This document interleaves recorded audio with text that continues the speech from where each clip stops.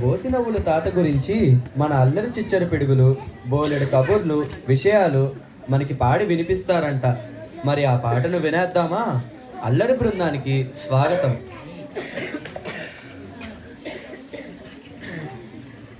భలే తాత మన బాపూజీ